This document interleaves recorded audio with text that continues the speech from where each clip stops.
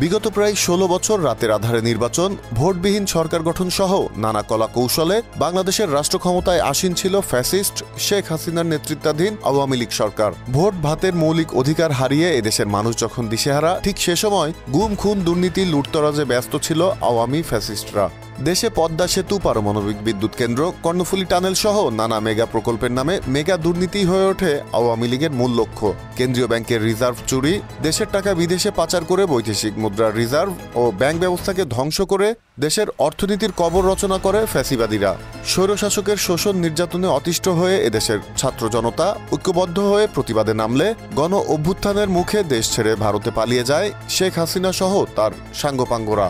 তবে ভারতে পালিয়ে গিয়েও বসে নেই ষড়যন্ত্রীরা। ভারতে বসে পাচারের টাকায় দেশের ভাবমূর্তি নষ্টে নানা রাষ্ট্রবিরোধী প্রোপাগান্ডা ছড়াচ্ছে তারা। দেশের অর্থনীতি ধ্বংসের দ্বার প্রান্তে চারিদিকে হাহাকার সহ নানা রকম নেতিবাচক আলোচনা ছড়াচ্ছে সামাজিক যোগাযোগ মাধ্যমে। দেশের অর্থনীতি ধ্বংসকারী আওয়ামী ফ্যাসিস্টদের এসব ষড়যন্ত্র রুখতে দ্রুত তাদের বিচারের দাবি জানান বাংলাদেশের ছাত্র জনতা।